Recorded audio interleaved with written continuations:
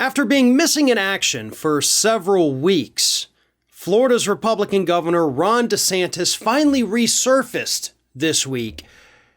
And man, he did not look normal, I guess would be the best way to put it. During a presentation in Kissimmee in Osceola County down in central Florida, where he was supposed to be announcing an investment in manufacturing and semiconductors, DeSantis was struggling to breathe in and at some point seemed like he was about to burst into tears. Here's a small clip of DeSantis's bizarre performance during that Central Florida event. Take a look at this. Semiconductors are a huge issue. If you look at how the supply chain works, we are overly dependent on foreign nations, including Taiwan, which is a good ally of ours, but which is one that is under really serious pressure from the Communist Party of China. And so we have an opportunity to do more here in the United States. And I think the more we can do manufacturing of semiconductors here, the better off we'll be. All right, so there's a lot to unpack here. But first and foremost, I want to address something. There have been plenty of people on social media who have said, well, his wife has cancer. Maybe he had just gotten some really bad news prior to that press conference. Okay, that's a fair enough point, right? As long as you assume that Ron DeSantis actually shows compassion towards other human beings, which, to be honest, is not something we have seen from him in his public life. Not to say the guy doesn't care about his wife and that he wouldn't be upset if they did just get bad news, but he doesn't exactly seem like the kind of person who gives a damn about anybody other than himself. But if that's the case, fine. You know, you are entitled to be upset when you get horrible news like that. And that would, of course, explain part of this. There's another part too, though. You see his shoulders heaving.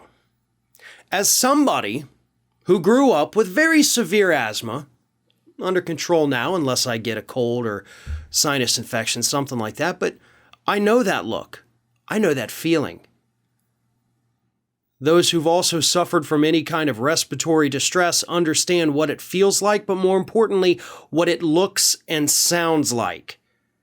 And as somebody who's been in that boat 1,000 times in the past, I can tell you, the man was struggling to breathe. And of course, that could explain the getting choked up parts where he sounds like he's about to start crying. I myself have done that actually while doing videos, because do you know what it is? It's when you attempt to suppress a cough. You want to continue to get your point out there before the cough comes, and sometimes it does something like that until you can take a moment and thank you.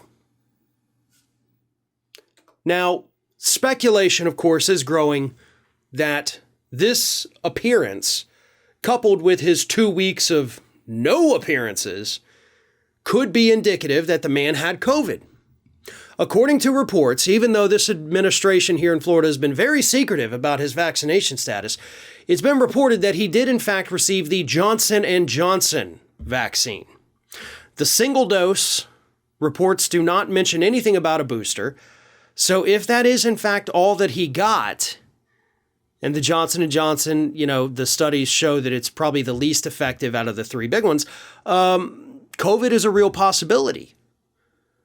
Given the fact that this man has fought against any kind of COVID protections, it seems very likely that he was struggling from COVID. However, we do not have access to his medical records, so we cannot give a diagnosis here. We're not doctors. All we can say is that this performance was exceptionally bizarre. It was out of the ordinary. There's several possible reasons for this, but the most likely is that this man has some kind of illness. Maybe just a temporary, couple of days and he'll be fine type of thing, but there was something wrong with him that day. And the longer they go without addressing this, the more the speculation is going to mount. And of course, that's going to come back to hurt him in the end.